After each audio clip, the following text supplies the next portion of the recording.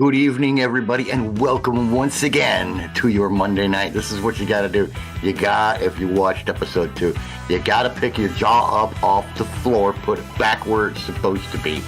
Grab yourself your favorite alcoholic beverage, or non-alcoholic beverage, or whichever, and sit back and relax, because Two Ewoks in the Park is back. Season 3, Episode 2 of Mandalorian is what we're going to be reviewing tonight.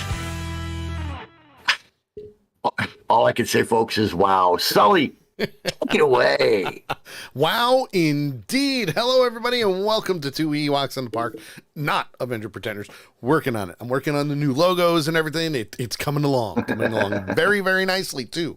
So we'll be updating some things. So hello, everybody. I'm Sully. Thank you, JT, for that wonderful intro. As always, want to say hi to everybody in the chat room. If you haven't watched The Mandalorian, stop living under a frickin' rock.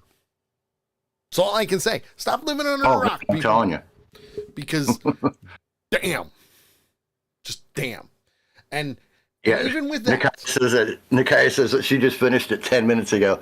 I just finished watching it 10 minutes ago also for the second time, and I'm still sitting here with my jaw on the frickin' floor. Yeah. And Carol says, thank God for the time change. She can at least stay for a little bit of the show tonight. Woo, woo, yay. Good to see you both. Gotta love time changes, said no one ever. We'll talk about that tomorrow. Because, however, yes. Spoiler alert is in effect. Spoiler alert is in effect. And, big freaking time. Yeah. Big freaking time. I mean, I told Sully, I watched this episode, Kay and I watched this episode Saturday night about 7 o'clock. Uh-huh. It literally took me over an hour to put into words the message that I sent to Sully. At 9:35 Saturday night, knowing he was working, I even prefaced the message with, I know you're working, but... It's true. Should I say what I said, or do we need to save it? We kind of need to save it. Okay, we'll save it. But either way, you guys know me. It does not take me an hour and a half to come up with a message to send Sully about a show I just watched. It's true. I mean, 30 minutes most, usually. It's true. I mean, let's put it this way. Wow. I've been saying it for quite some time. Mm-hmm. I said it with Season 1 of Mandalorian. I've said it with Book of Boba Fett. I've said it with Andor. Basically, everything that has been labeled as, quote, legends, Dave Filoni and Jon Favreau have been reaching into that little bucket, which, mind you, has decades worth of history for Star Wars. And they pulled a huge chunk out of that bucket for this episode. Just this episode, not the whole series, just this episode. Just this episode alone. They've taken it and they've run with it. And they've blown it wide open. And you're like, thank you. Thank you for going, no, screw you. We're bringing this into canon because it needs to be in canon. I can't wait to see what other characters they pull out from the legend bucket and go, here it is. Because it needs to happen. They are doing such awesome fan service by bringing stuff from the comics.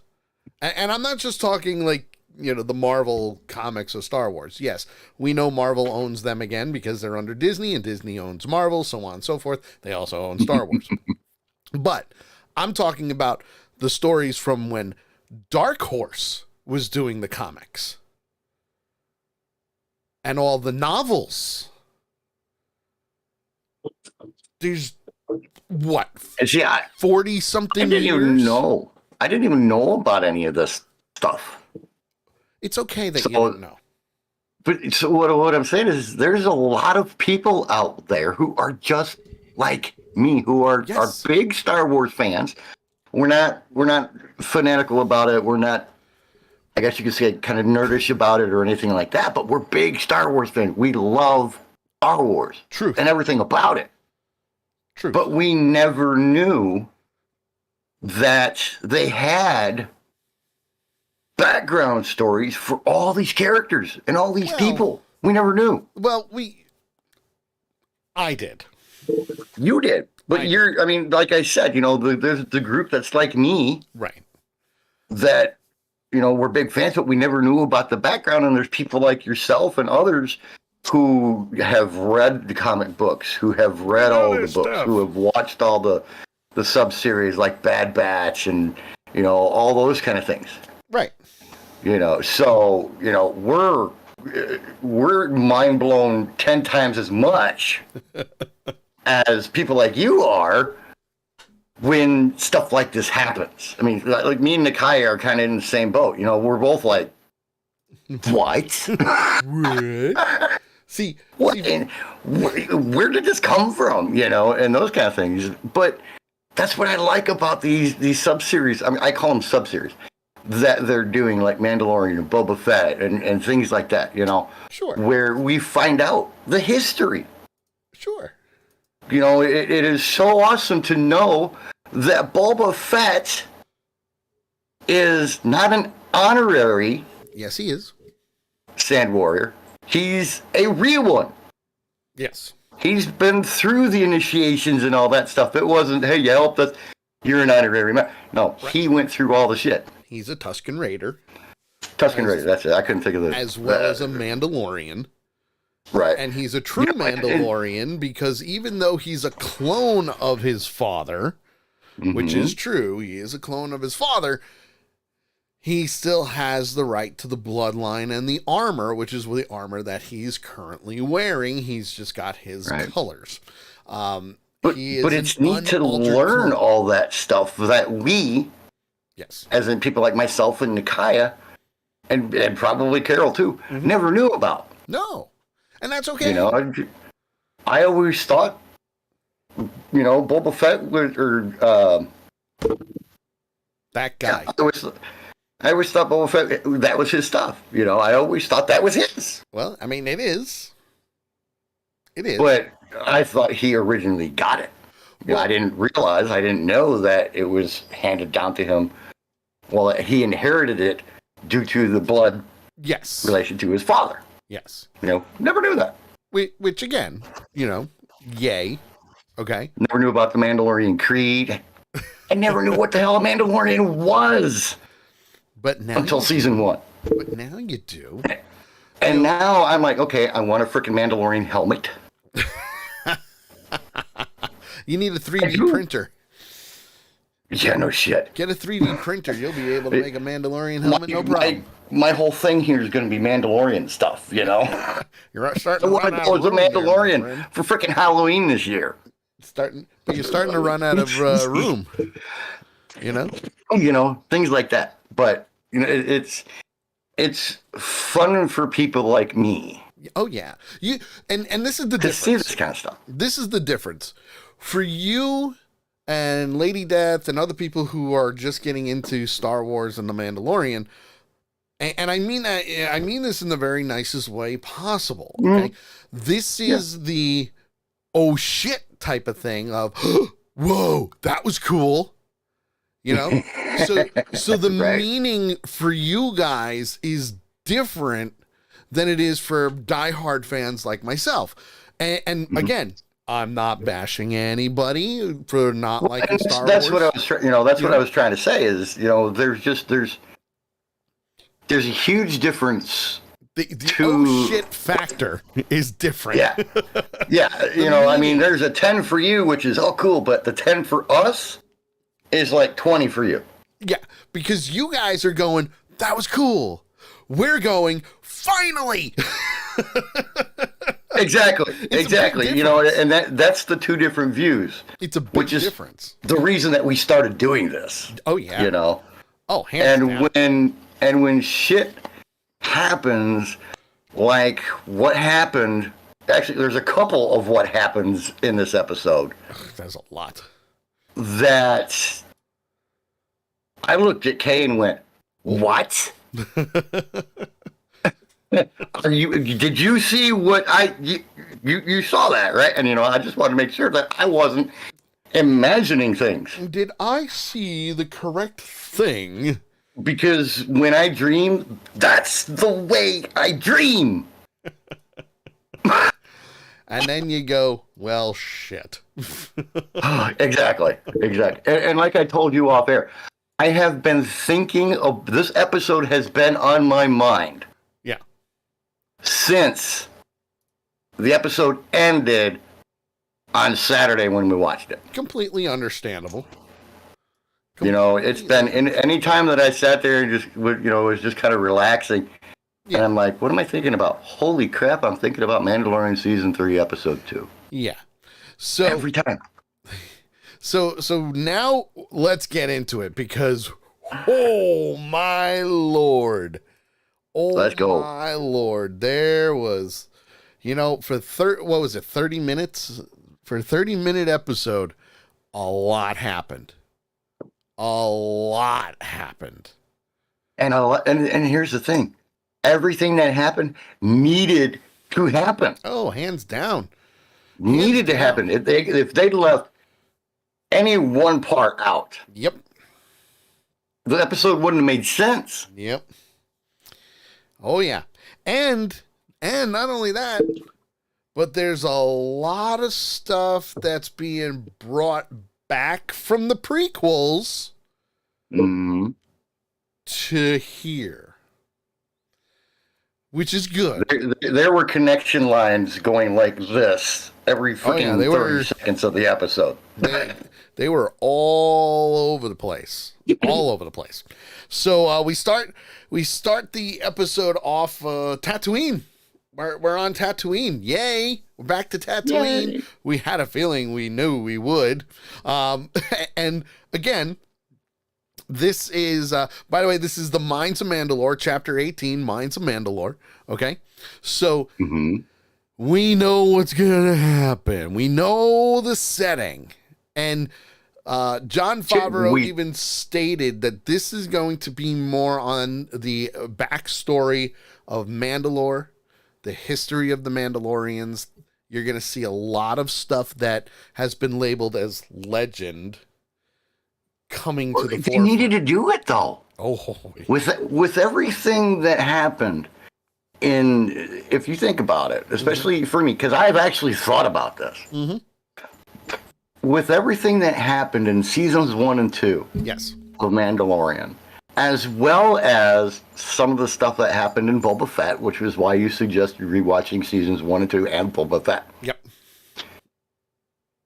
There's been so many things that, and I think I said this at the end of episode 2, was that there's been so many things where we have stuck our toe into the pool of Mandalorian lore, Mandalorian history, and all of that. Yes. So many times in episodes 1 and 2 we did that. And 3, and Boba Fett. Oh yeah. So and that's one of the things that I was craving, and that's what I was hoping for with season 3. And rightfully so. And dude, I'm getting what I was hoping for in spades. And then some. And that's just 2 episodes. We still got 6 more to go. Yeah. So we're on Tatooine. It is Boonta Eve. Do you remember Boonta Eve, everybody? Tatooine's celebration where they have a whole bunch of things going on. Like, I don't know, heavy drinking, pod race or something. It's kind of like a spring break for us. Yeah, kind of. Or the 4th of July for us, the kind of thing. 4th of July. Just as a kind of a comparison for us Muggles. Yeah. Well, for them, Bunta Eve, it's more of a religious type of celebration for them. If you want to put it that way, it's a religious thing because Christmas? kind of. Closer to Christmas than the 4th of July. So if you think about it, and I'll just give a little brief history of Tatooine and Bunta Eve. They celebrate it once a year, and it is more of a it's an honor. It's to honor what the hell's it? I'm gonna butcher this. I know I'm gonna butcher this. It's to be honored of Bunta Hestilic Shadru. God, I hope I said that right. Where that. What? Clip that. You might wanna. You might wanna. It was basically their deity becoming a god. Okay, think of the old Egyptian times. Okay, the pharaohs, they became like godly, that type of thing. Okay, that's probably the best way I could describe Bunta Eve. But they do everything. Okay. They do pod races. They do fireworks at night. It's celebrated all over the planet, just like New Year's and Christmas and all that. It's everywhere. Okay, but for them, it's the entire planet doing this. Yes. He's calling timeout. So is the pod race that Anakin was in, was that part of a Bunta celebration? Yes. Yes. Yeah. The pod race on Bunta Eve, where Anakin was, where he won. Yeah, where he won. The only race he ever won in his life.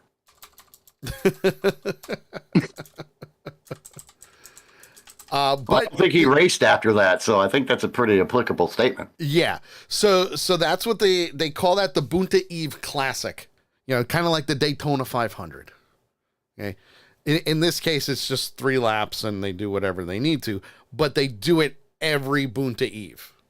Right. And since we're on the subject of it, we start off at Hangar 3-5. Ha! We know who's there. Yay. Peel Motto. What? She's back. Loved her character. I mean, how can you not love a character that's had a relationship with a Jawa? Can you not? I mean, what more needs to be said? So, and I actually think it's Pelly, not Peel. I think I pronounced it wrong. Pelly. She's there. She's got her droids there, and we see a Rodian customer arguing with her that their speeder needs to be fixed, and it's Bunta Eve, and he's got places to go, so on and so forth, and she's doing her thing of kind of nickel and diming, which is good because she's ripping people off. She's ripping people off, hands down. I mean, not to jump ahead in it a little bit, but she had the Jawa steal the shit off the guy's speeder so that she could fix it. Yep. At a huge boost in price. Yep.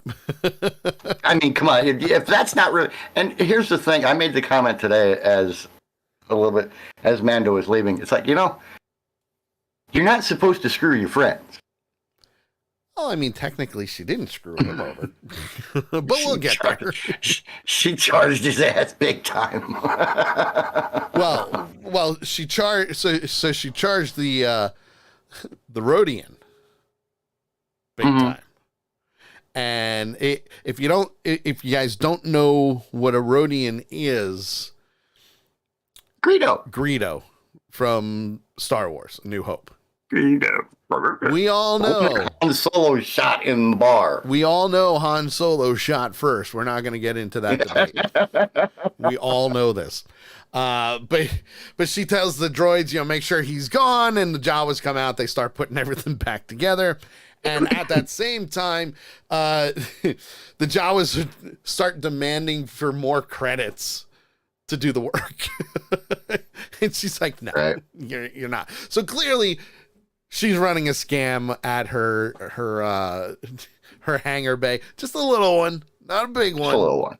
Just a little. Skimming a little bit off the top, that's all. And at the same time, Din Djarin arrives, and he's telling him that, he's got a plan. He's got a plan that he needs to do certain things. And she mentions the sound of the engine and how it sounds good. They did a good job on that. She's purring. She's purring. And but I'll still tune it up. And Din Djarin even says, I got no complaints. It's working great, Except for having so much speed, I don't know what to do with it. Oh no, he knows what to do with it. It came in very handy in episode 1. It did. But she does promise to tune it up like you just said. And as she asks where Grogu is, he just pops out and flies right into her arms. That was his jump was awesome. Well, you have to admit, that was an awesome jump. He used a force leap. So, one of the things that him and Luke were doing were learning, relearning some of the things that he'd already been taught as a Jedi. Now, mind you, he's 50. Yes, he's still technically a kid, but he does have a lot of training as a Jedi. Is he at that point of being able to use a lightsaber? No. Right. No. He's probably forgotten more than he's remembering. Yeah, big time. So we get to the point where, Din Djarin, or Mando, as we like to call him, is, ignoring her for certain things that she's doing and tells her that he has a plan to go back to Mandalore and he needs the processing unit for the IG droid. Because the IG droid knows where to go. Mm-hmm. And even she asks the Jawas, and the Jawas go, I don't have anything like that. You can't find those parts anywhere anymore. You even call him an old man. Well, that and the IG bounty hunter droids were getting replaced. Right. So, you're not going to see a lot of those bounty hunter droids being active these days because, well, let's face it, they're starting to tank because there were flaws. There were flaws to those droids. They were able to be captured and reprogrammed clearly because in season 1 that happened. They reprogrammed them and they did whatever they need to do. So from there, he just needs a droid. He needs a droid that can test some things and, do what they need to do. I need one to guide me and do, atmospheric tests and all that stuff. Because remember, Mandalore is supposed to be poisoned. Yeah, it's supposed to be poisoned. The environment of Mandalore is supposed to be poisoned and toxic to humans. Mm-hmm. But he has, gotten some confidence in the fact that he may be okay. Yes. Because of the relic that he found that he brought in season 1 that was supposedly found by a traveler that stopped at Mandalore, which more than likely was a scavenger that stopped in Mandalore and was lucky to get out alive. Correct. And from there, you've got a lot of different things. And this one, Motto says, well, why don't you buy this R5 unit instead? Which is an astromech droid. Different than R2-D2, not much. The head is different. I believe the R5 series are a little taller. They were supposed to replace the R2 units.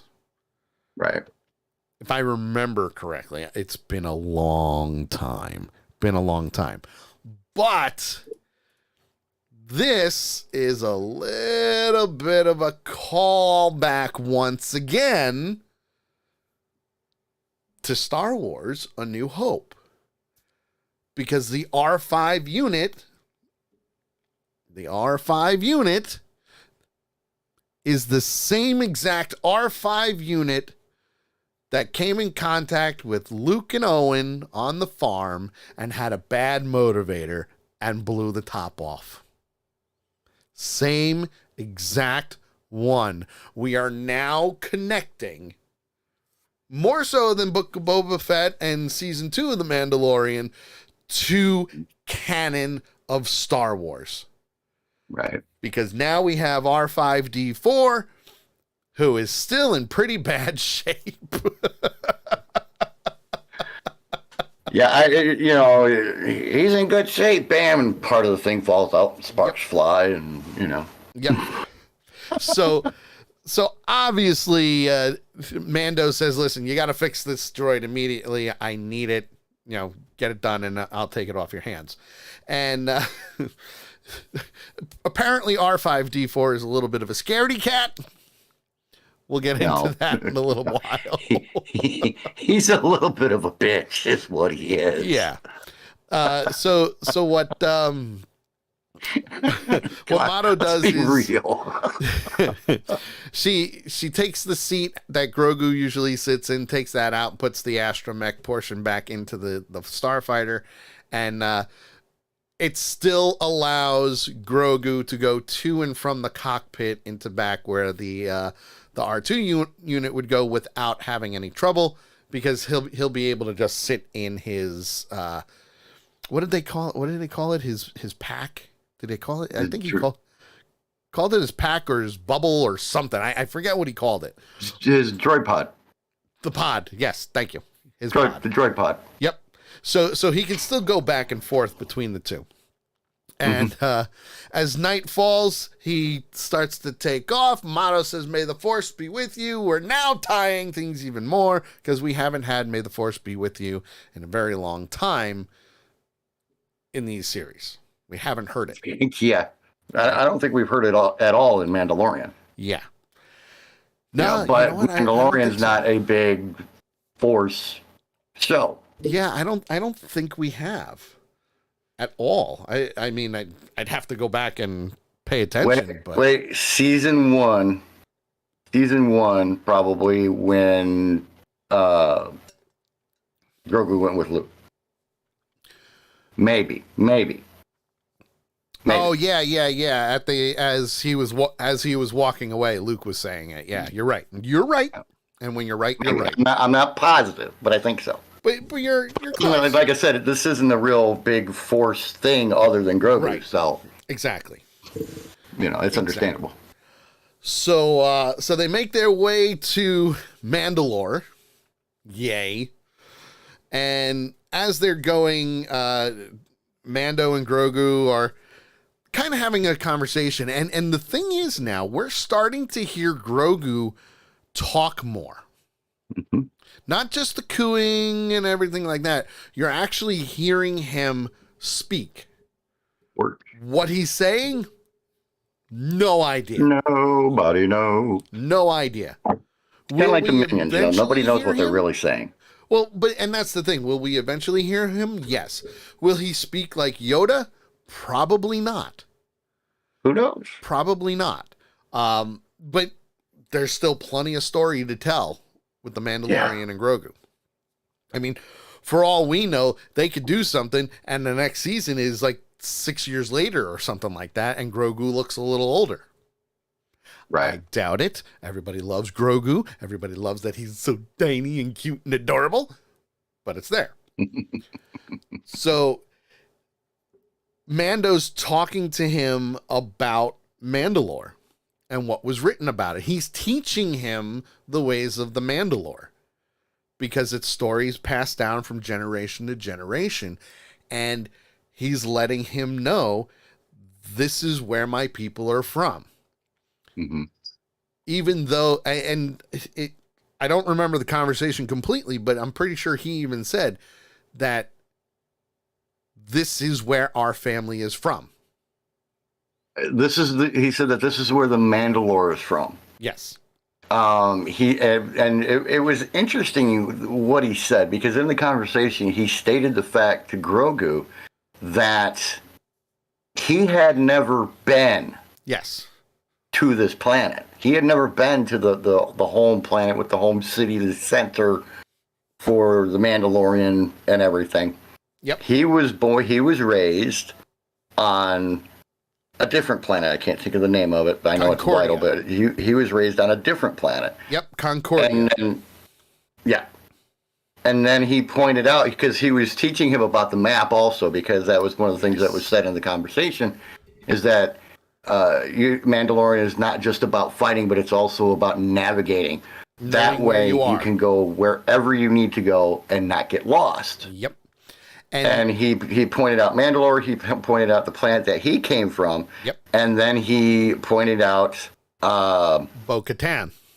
Bo-Katan's planet. Yep. You knew I was going to mess it up, didn't you? Yep, I did know. I knew. Well, yeah, we talked about that before. So he pointed out Kelvala, which is where she lives. And what I really liked was that he pointed it on the map. Yep. This is where Bo-Katan lives.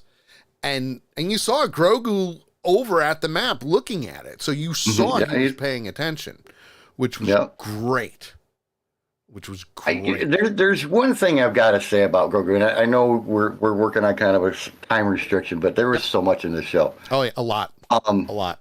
One of the things that I loved, or that I really love, and it's gotten more and more and more as we've gone along, and especially in these 2 episodes, that little face is adorable.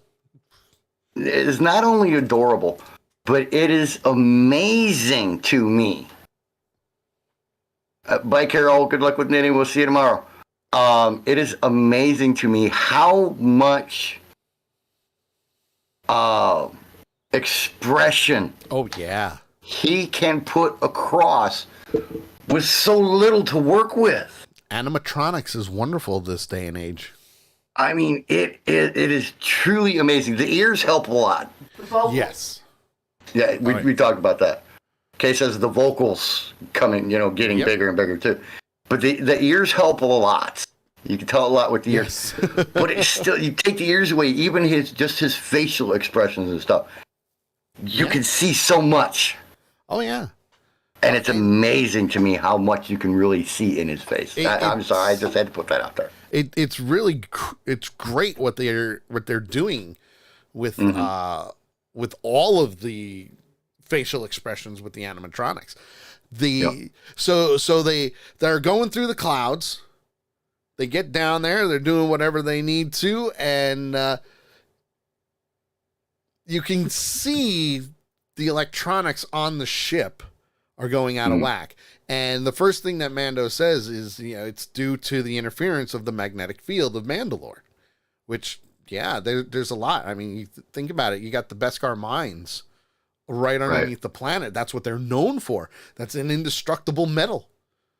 I mean, hell, you could go up against a lightsaber with it, which is canon, by the way. Mm-hmm. We know it's canon, not just from Book of Boba Fett, but we'll see it more in Ahsoka and so on and so forth. So when they land, Mando sends out R5. He doesn't want to go. I don't want to go. R5 doesn't want to go. And all of a sudden, they're like, all right, come on, let's go. You got to go. You got to take measurements. It wasn't a request. And he hit the eject button. Yep. Wasn't a request. Sends him out. And he goes, don't worry. We're here.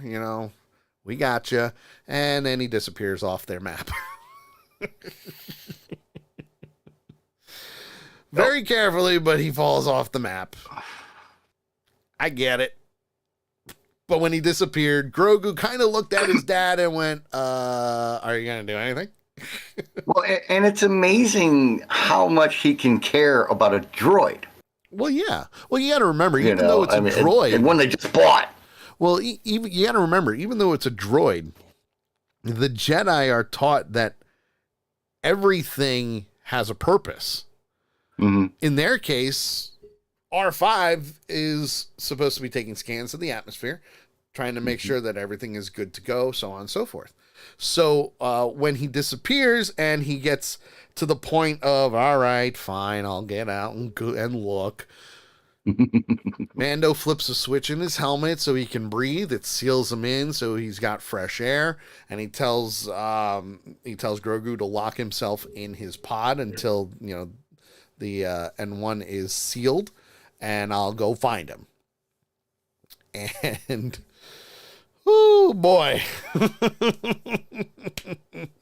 we got some interesting stuff going on now because Mando's got to go looking for him. He goes down into a opening of one of the mines and can't find him.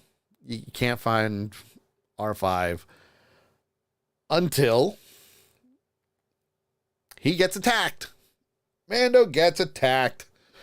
And if you think about it, it was to give credit to the creatures. Yep. It was a very well thought out ambush. Oh, yes. Hands down. Very well thought out. Pack hunters, you see. Mm-hmm. Like velociraptors. I was just going to say that. When you see one, there's always at least one more. Yeah. Well, in this case, there were 3.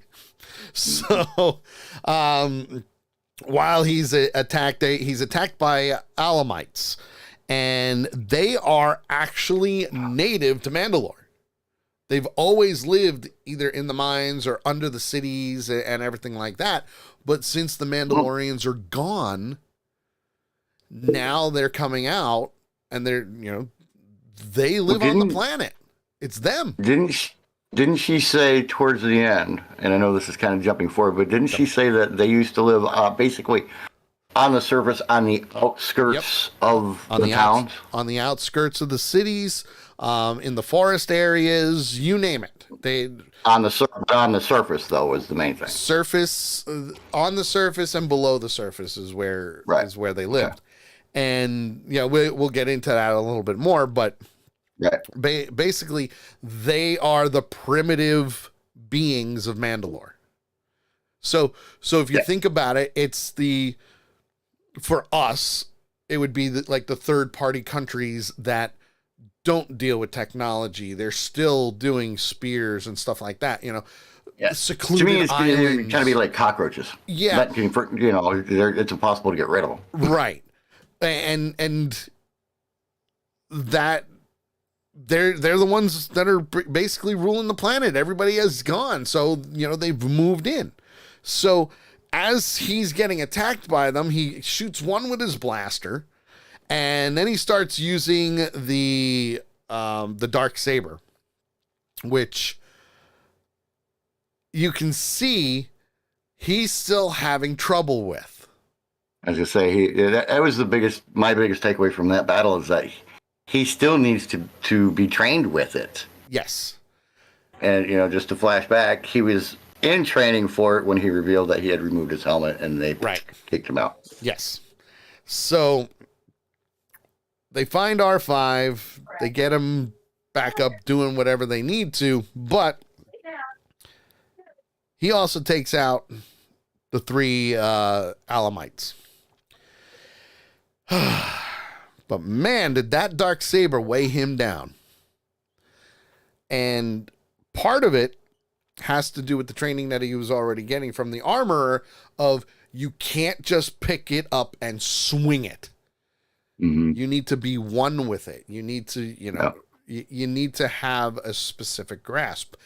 And that's why when he turned it on, he went... Yep, it went right down and he had to pick it up. So he's not using his full potential for this.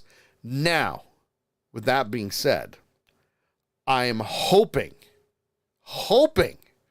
they do not make Mando a Jedi. I don't think they're gonna. I hope they don't. But I'm in the same boat with you on that one, actually. I hope they don't. I mean, if he is ultimately able to cleanse himself and be cleared and brought back into the Mandalorian Guild, Yep. I don't think it'll happen. Yes. But if for some reason, whatever reason it is, they don't purify him and, wipe the slate clean and welcome him back into the Mandalorian Guild, then it might. Sure. But I don't see him doing it if he's a full-fledged Mandalorian. Lady Death says, I was watching that part and was like, put that down. You're embarrassing yourself. In a lot of ways, yes. But at the same time, he still doesn't have enough training on it. But it does help him. It does help him at times. It does.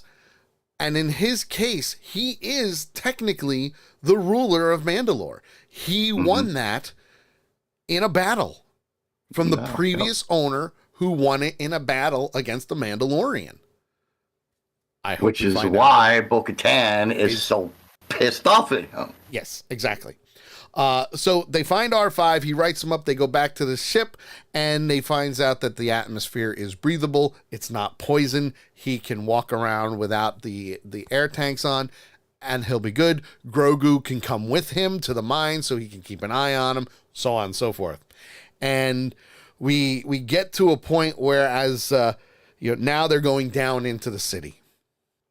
Going down into the city because Bo-Katan told him that he has to go to the Civic Center, and that the entrance to the mine is underneath the Civic Center. That's where you have to go. So as they're continuing down, we kind of get a little sidetracked, so to speak. We see a couple of more natives on this wonderful planet. I don't know, something that can fly. Mm-hmm. We know it can fly. We saw some wingspans, but we also see the reaction of Grogu going, Dad, I don't like it down here. Right. I'm a little scared. And they were a good way away from it, but they were close enough to it to make it growl. Yes. But even Mando told him, just relax. Mm-hmm. You've got this. You're strong. You're stronger than you think. And that's when we see a wonderful looking, weird metallic contraption that's huge.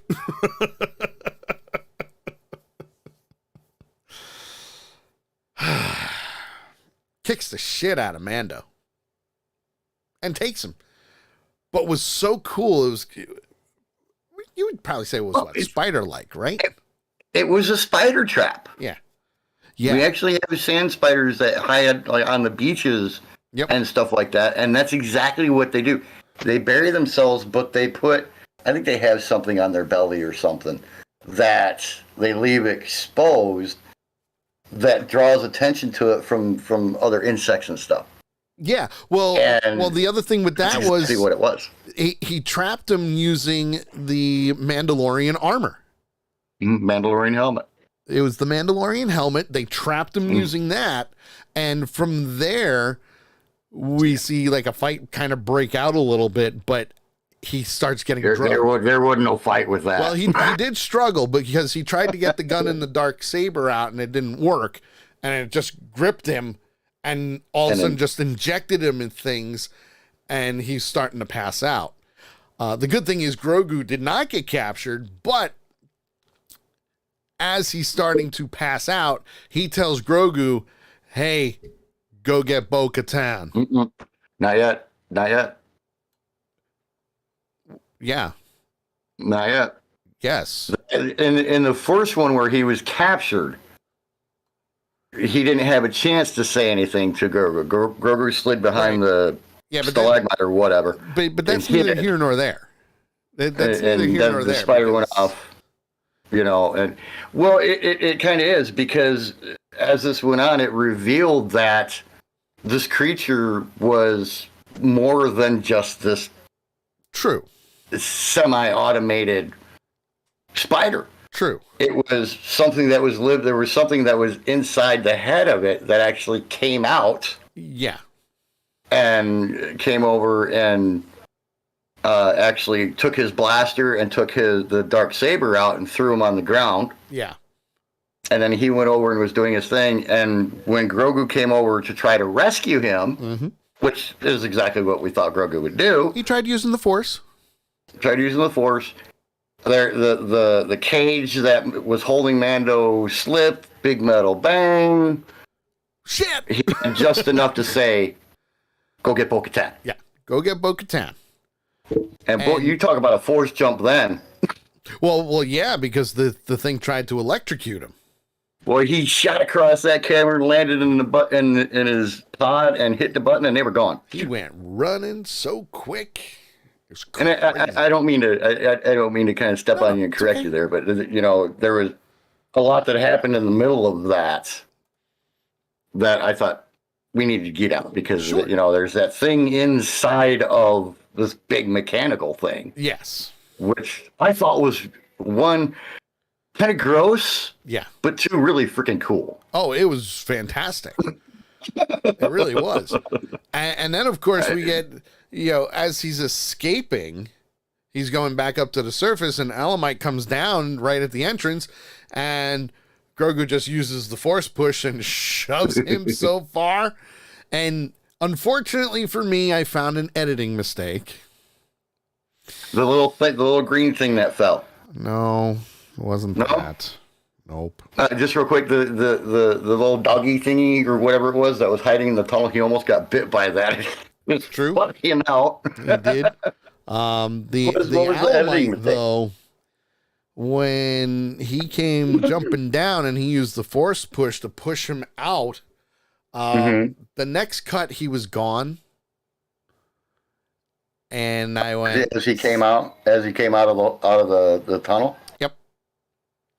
Okay. Because what he did was he used the Force push. So you see the Alamite go flying, crashes to the ground, and he's lying there motionless. Right. It cuts to Grogu coming out using the Force, and then the next shot, you didn't see him. The Alamite's gone. I'm like, yep. He didn't even get up and run. Where is he? Nice catch. Oh, trust me. I saw it and I went, I gotta hold my tongue. Don't say a thing. Gotta hold my tongue. I didn't see that. Shit, I saw it. I even checked back the next day. I'm like, yep, it's gone. Yep, he's not there. It's there. Damn it. There. So Grogu goes to get Bo-Katan, and it's funny because when he arrives on planet, her droid comes up to her and says that a N1 Nubian starfighter is on its way. And she sees it out the window and says, "Let's get rid of him once and for all." An unscheduled visitor. Yeah. And she walks out into the rain and flat out says, "I thought I told you I never wanted to see you again." And Grogu pops out.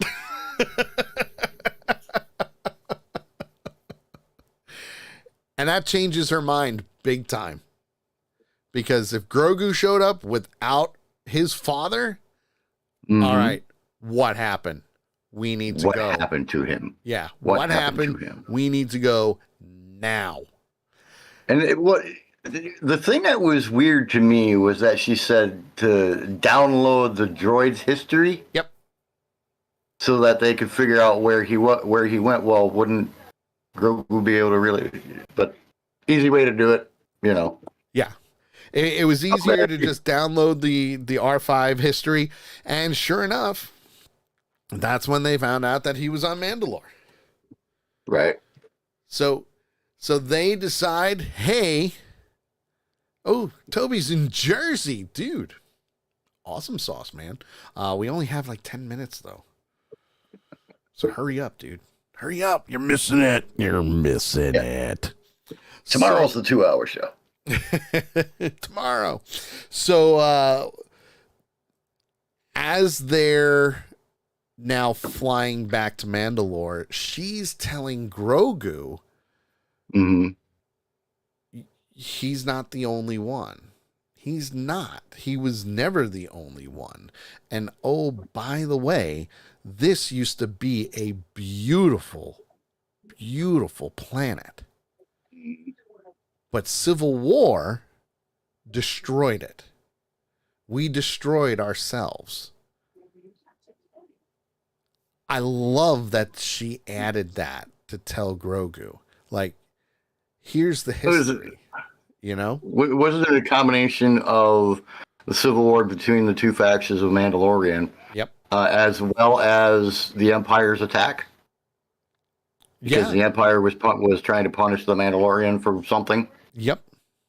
Absolutely. Absolutely. Because this was all at the same time as the Republic, the Clone Wars, and the Empire taking over. So you had Mandalore on the brink of destruction. Yeah. Because there was a point in time where not only were they having issues and the Jedi came over to, help them, but you also had Darth Maul take over Mandalore. Mm-hmm. And then you had the Mandalorian Civil War. So that's all they had seen for years. Mm-hmm. For years. And the best part about it is Bo-Katan remembers it all because she was there. She was there for the Clone Wars. She was there for Rebels. She was there for the Civil War. She had seen it. She was royalty. I was just going to say, she was royalty. She actually states that she ruled for that city for a short period of time. Yeah, for a time. So when we finally get to the part where not only they're going into the city and they're learning a few things, we get to our little spider friend, who's not really a little spider friend. Right. And as they're trying to free him, she kicks the shit out of that thing. Right. Although, he did zap her with that cattle prod like 3 times. Yes.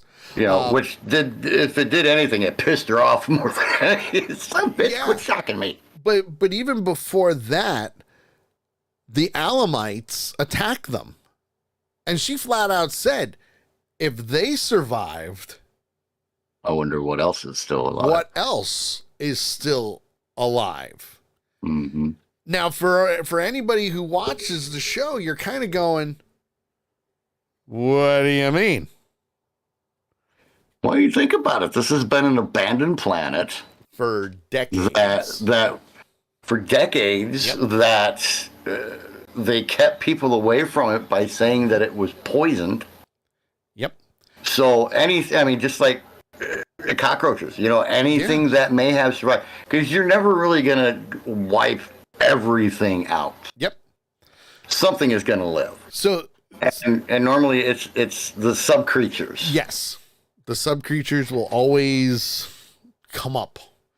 But it also showed just how well Bo-Katan can handle the dark saber.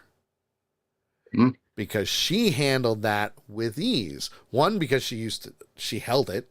She was the ruler of Mandalore at one point in time. And 2, she was trained on how to use it. So for her, it was like fluent. It was like water for her. She used that. You could tell she was rusty. Right? Yeah, she was rusty, but she was also fighting multiple at a time. So the fact that she was able to use that and take care of the Alamites so quickly, that was a good thing. Because that turned from fighting them to the big spider monster. But she didn't fight the Alamites with them. Yeah, she did. She didn't get the black saber until she got down to where Dinjarin was when she's and fighting the thing that was inside of the spider. You're right. I was mixing both scenes up.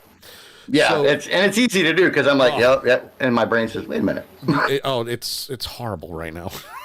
Yeah. But again, there's so much going on. There's so much going on, man. Yeah. So, but you could see the way she welded that dark saber. It was like a part of her. She took the spider out, except for the thing that goes in it. That guy got away, bastard. Mm-hmm. But we'll see what happens. That was the interesting thing too. If you think, I mean, she killed the body. Yes. But then the head of this thing comes back to life, disconnects.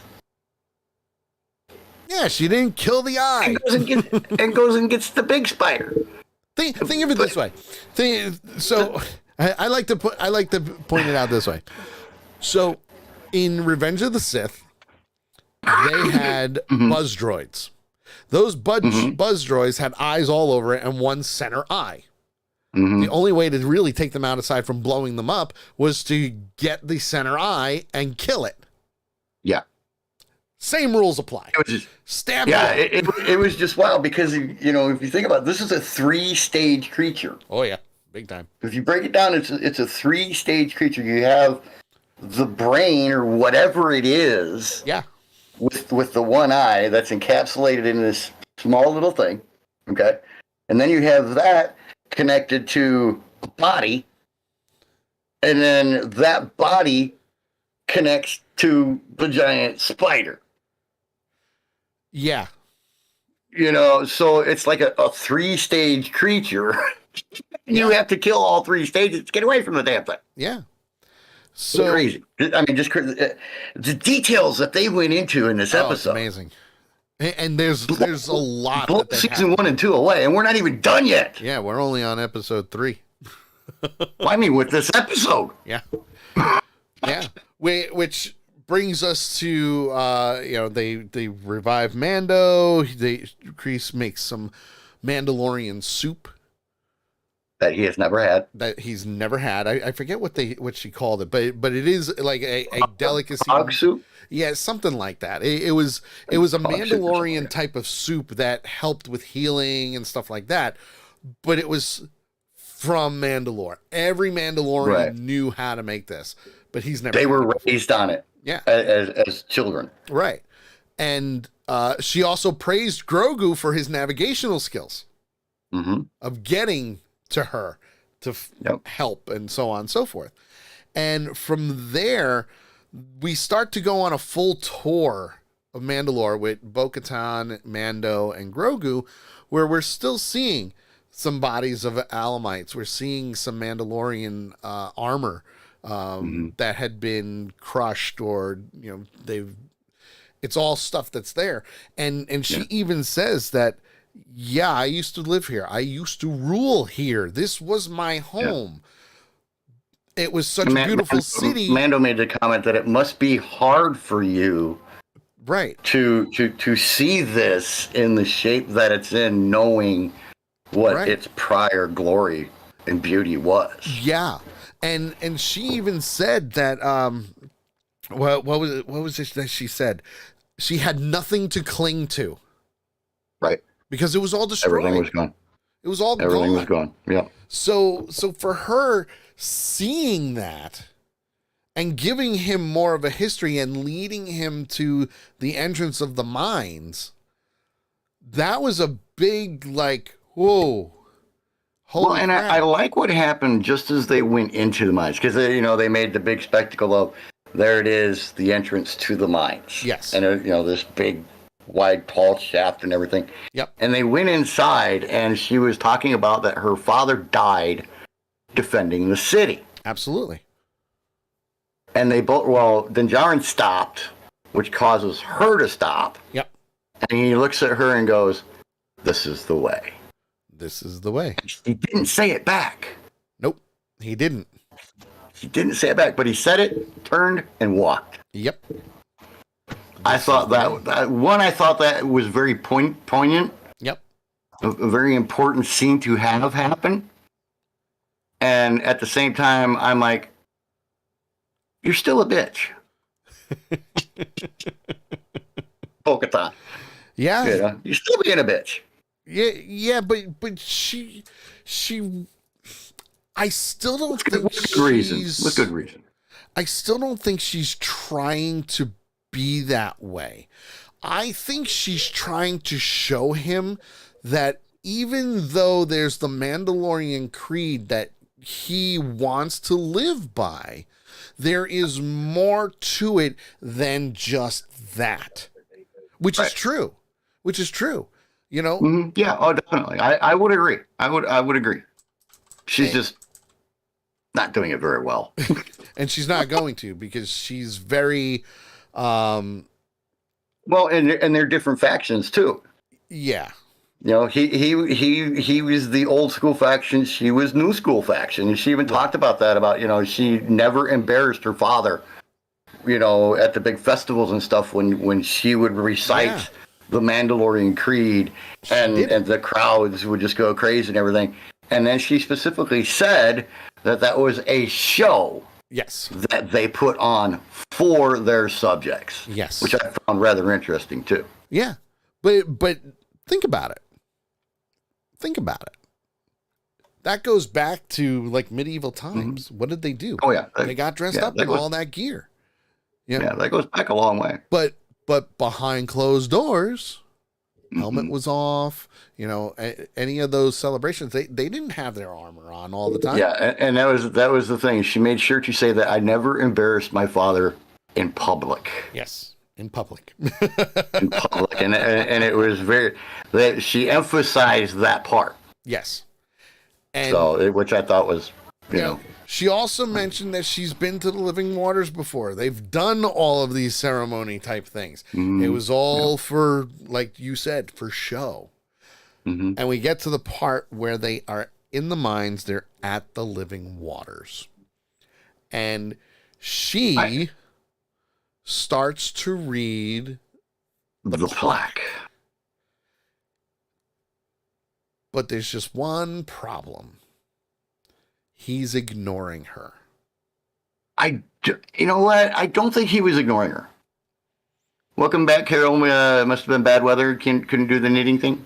I don't think he was ignoring her. I think he was listening, but everything that he has worked for to this point, yes, is right there. Yes, is right there in front of him, and to anybody, that would be overwhelming. Yeah. You know, it's like, okay, you know, I for years now, I have been, because, you know, it's not like this happened in a couple of weeks, but, you know, I have finally gotten here of all the times of believing, no matter what anybody else said, of believing that I could come here and I could redeem myself. Yep. And all of a sudden, he's there. Yeah. He is standing in front of the living waters of Mandalore. Yes. It was overwhelming to me. And when I realized, holy shit, there it is. There it is, very quickly. You know, I thought they would kind of like drag it out a couple episodes, but no, they're going right for it, because there's a lot that's going to be happening in the later episodes. But as she's reading that plaque is telling you the folklore and the tradition of not just the Living Waters, but the mines dating back to Mandalore the Great. And where their emblem came from. And where the logo for Mandalore, which is the skull of the mythosaur, right, came from. And that's why they adopted that as their mark. Okay? And as she's reading it, how they tamed the mythosaur. He's taking his backpack off, he's taking his weapons off, and he's going into the living waters. And he says, and I quote, I swear on my name and the names of my ancestors that I shall walk the way of the Mandalore, and the words of the creed shall be forever forged in my heart. And gone. I've seen things sink. Yes. Many times I have seen things sink. Yes. He disappeared faster than anything I have ever seen this year. Well, you figure it this way. The Beskar armor, although light, is also heavy. Yeah. So he's going to sink. Everybody knows the saying, sunk like a rock or sink like a rock. Yes. He sank like a bag of rocks. Yes. Lady Death says she wasn't surprised. Yep. I thought something would happen. But because my first thought was, okay, what are the creatures that are in this water that have lived? Yeah. And that, so I figured, he was going to get attacked like at the beginning of episode 1, something like that. Disappearing like that, I did not expect to see. Toby just joined us. He says, "Walk off the edge of beef." Wow! Whoa, clip that one. There you go. Walk off edge of beach cliff. It happens. It does. Woo. Well, my thing is, I'm sitting there going, well, he should have known it was a gonk. He should, you'd think he'd kind of scoot his foot forward to make sure there was something there, or something, but no. But that wasn't the frame of mind he was in. He was reciting what he needed to do. And from there, Bo-Katan goes, oh shit. Leaves Grogu and just dives right into the water, jetpack and all, and goes after him. And she's going down. I mean, she must have gone down. Jesus Christ. 2-3 leagues at least. At least. I mean, the depth that because it's just getting darker and darker and darker. She's got lights. She's trying to see everything. There's nothing. And then all of a sudden, she did the smartest thing she could. Yep. Just shut the lights off. Slow down, shut the lights off, look for his light. Yep, look for his light, finds him, grabs him, and jetpacks her way back up to the surface. But as she come out of the surface, but as she's doing that, this is where I shit my pants. Where? The scene? This part right here. Okay. So as we're seeing her do this, now this is going to be a little bit of a blurry pic just because of the way the scene was. Mm-hmm. But you can see on the left-hand side of the picture right over there, here's Bo-Katan with her jetpack carrying Mando. Actually, that's exactly what it looked like. And right in front of her, you see a nice big head with an eye that opened up. And look, there you can see the horns. You can see the horn. You can see the tusk coming right down. Tusk. There you go. So that makes you wonder. Well, and then the eye opened. What else survived down there? She's going up. She's looking around, and she sees that, and then she sees the horn. Yep. I think is what caught her attention. She saw the horn, and she continues to go up, and all of a sudden you see the eye, and the eye opens, and the head starts to move a little bit. Yes. And boom, they're out of the water. Yes. But there was 1 second there where she's like, holy fuck, it's true. Yep. The myth is true. The legend is true. It really is here. Yes. It's not just a legend anymore. And I mean, you think about it. She got to the surface, everybody sputtered and spit and everything else. And all she can do is sit there and look at the water. All of the things that she has been told her entire life were fables and fairy tales and just a story. Yeah. All of a sudden, out of nowhere, she has seen with her own freaking eyes. That'd be like me or you finding the holy freaking grail. Yes. And she is just completely stunned into silence. Oh, yeah. And that Blackout. was the end of the episode. It blacked out. Now, Holy shit, man. I can tell you this. In Mandalorian legend, they were tamed and they were ridden by Mandalorians. They can be found on the Outer Rim territories of Mandalore. Okay. And they can ride them. So we're going to see some interesting things happening. It reminds me, okay, if you look at it, and with the little bit of a glimpse that we got of it under the water, and you look at the album, it reminds me, or it makes me think of the modern day woolly mammoth. Yes. But an underwater version of the modern day woolly mammoth. Yes. And thousands of times bigger. Yes. I mean, this thing's head was huge. Now, you know, I mean, it's just at one point in time, this was technically a legend. Not just from not just from a Star Wars standpoint, you know, storyline wise, but more along the lines of Disney went, nope, it's legend. You've only seen it in comics from Dark Horse and all that good stuff. Seen it in some novels. You've seen the Mythosaur, yes, the logo, the skull, that's neither here nor there. But we've never actually seen one on screen. And Toby says that originally they were only half aquatic. Yes.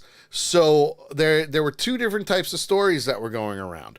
One of which was they could survive on land and water for very long periods of time. So the picture that I just posted is from one of the comic books of the old legend comics of the Mythosaur. The old version of it. The old versions. And yellow skin, scaly, very dragon-like. You had the tusks on the side, sharp teeth.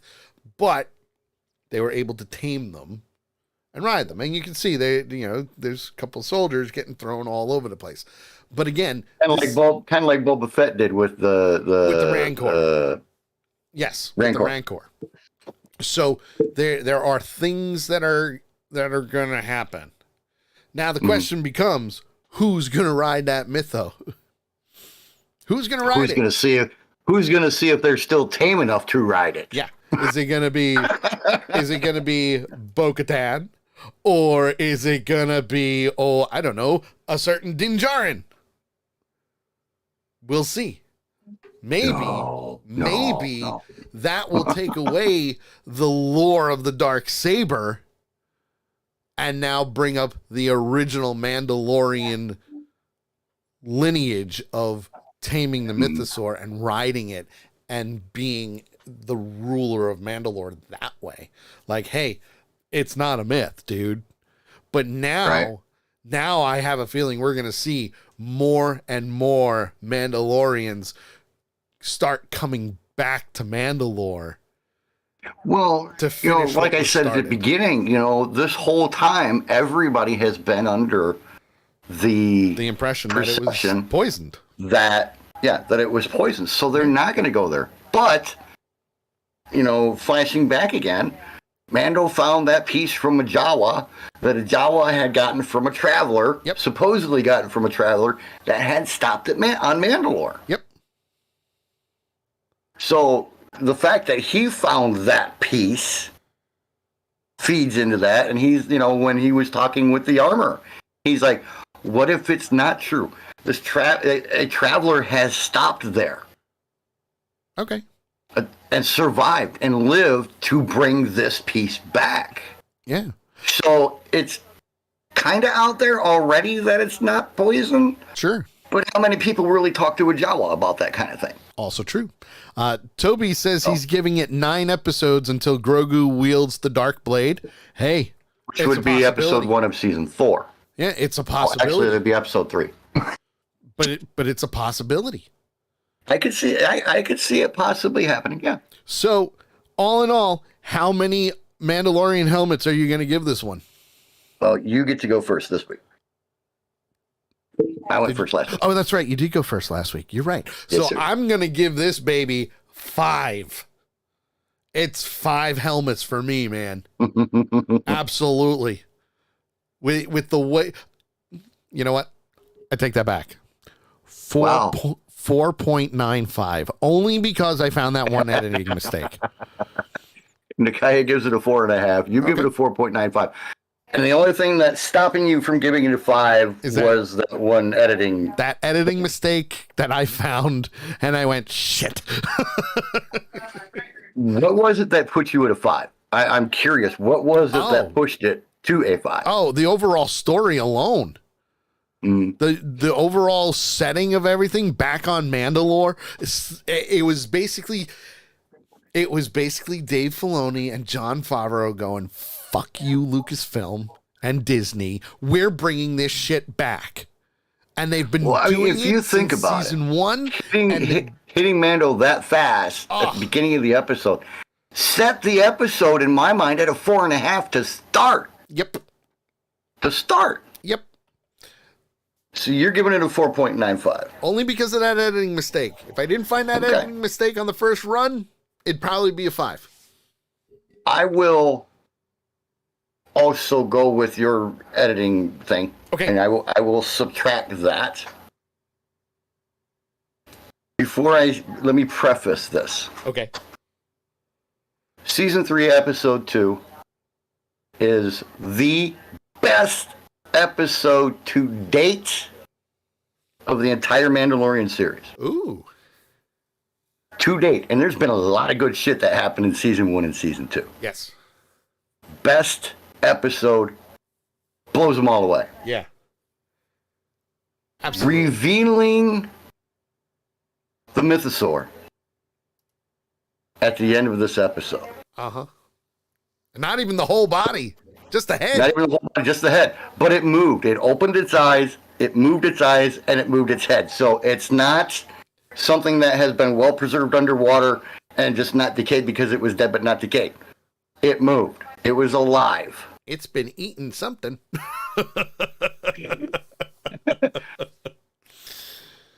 That pushed me to a 6. Oh. We've never done 6 before. Exactly. In my mind, in my opinion, everything that we learned today, all the stuff that we learned in this episode about Din Djarin, the fact that she actually did rule the city, that her family ruled the city. Yep. And all the things that she revealed to both Din Djarin and Grogu. Yep.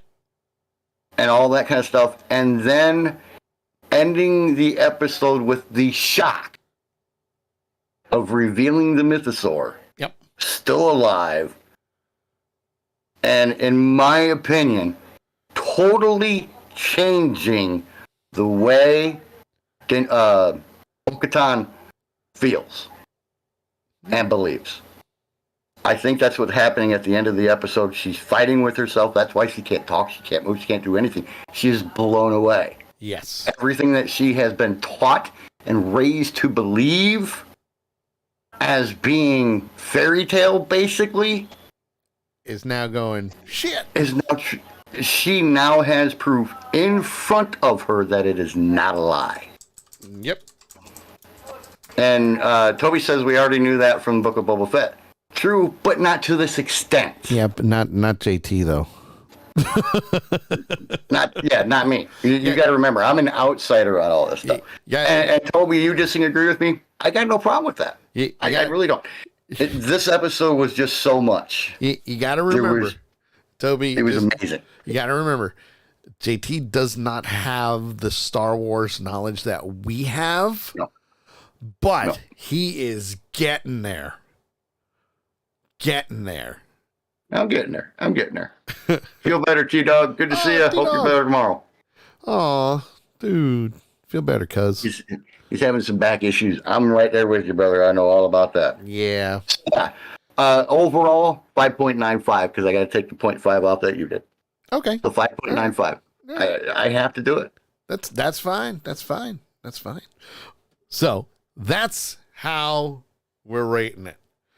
Toby, since you're here, what do you give it out of 5? 5 Mandalorian helmets is the best, obviously. So clearly, I did not screw up with that because I did find that one editing mistake, and it was so subtle, but I found it and I saw it and I went, shit. So he's giving it a 4.6. Excellent. Dude, look at that. Perfect. In all truthfulity, I'm right there with you. I'm at, and I've done the same thing, 4.95, only because I can't give it a 5. Only one other time has it ever happened where I've actually given an episode a 5. Listen, I would have given it a 5 if I didn't find that editing mistake. I mean, exactly. And Toby, if you don't remember, or if you didn't hear it, the editing mistake was when Grogu force pushed the Alamite out of the cave, and it cut to him flying out, and then the next cut, the Alamite's gone, and he was knocked out. So yeah, that was the editing mistake, but it is what it is. Nakai says, Sully, I caught that too, but thought it was me. Nope. I watched that part 3 times. Nope, it's there. You can see it. All right, everybody. That's the end of this week's episode of 2 Ewoks in the Park, Mandalorian Chapter 18. Whew. Next one comes out Wednesday. Be here tomorrow for the Sully Show at 8 p.m. Eastern Time. It's going to be a good show, that's for sure. It's going to be wonderful. Maybe we'll open up the phone lines, get some cool stories from people, some funny things. Maybe I'll post something on social media like, hey, do you have this going on? And we'll, we'll see what we can do. So for JT... And tell the wife it was my fault that we went over so much. It is, but that's okay. So with that being said, for JT... myself, I'm Sully. Thank you for tuning in for 2 Ewoks in the Park, not Avenger Pretenders. And we will see you guys tomorrow for the Sully Show. So have a great night, and we'll see you then. Bye, guys.